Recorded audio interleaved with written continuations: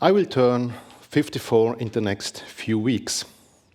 And I'm living in two different places. With my family, I live in a small village up in the mountains, and there are only 300 persons living there.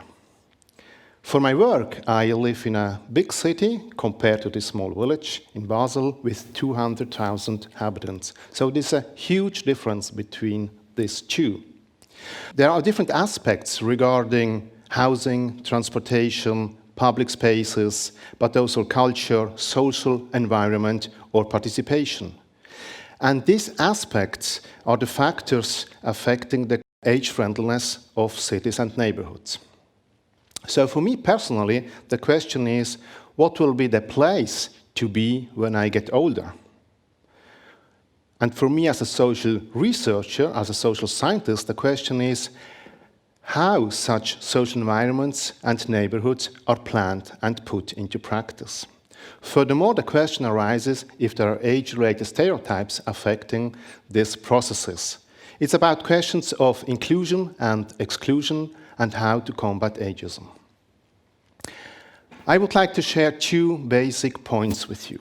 We all know that there are age-related stereotypes. Most of them are negative.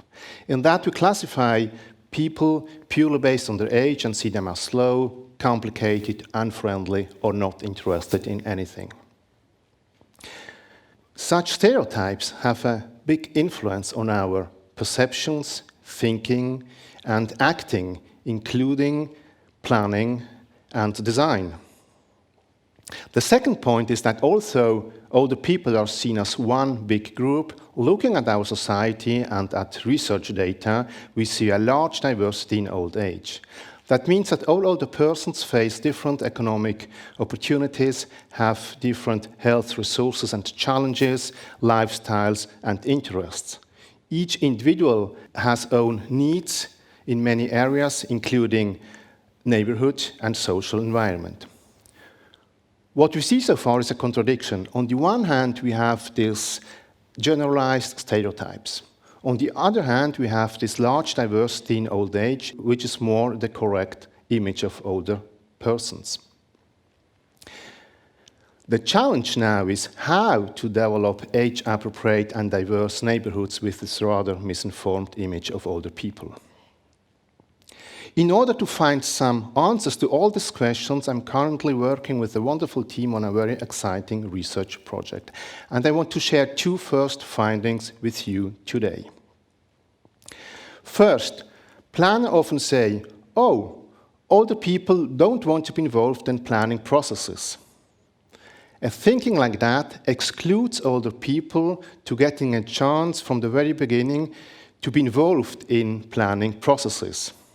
And such an attitude is excluding many older people and is ageist.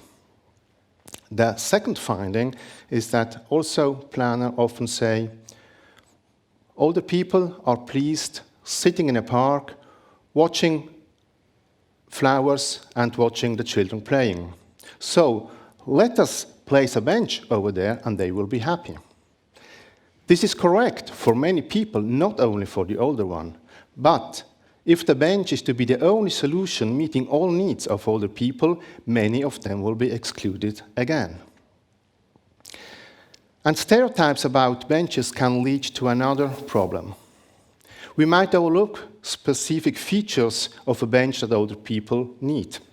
There are examples where, for design reasons, older benches are replaced with new ones without armrests and backrests.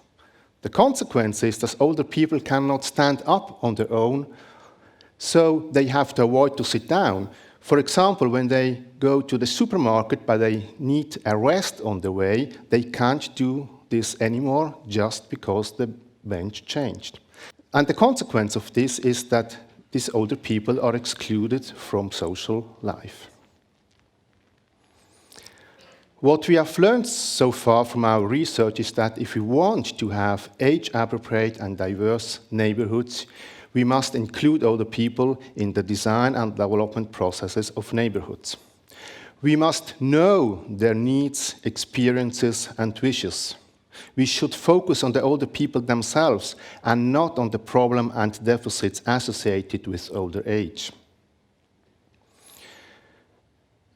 Maybe we can do these processes sitting on a bench together with the older persons. Above all, it's a question of attitude if we want to be inclusive or not. So let us include older people in the production of their space we all share. Thank you.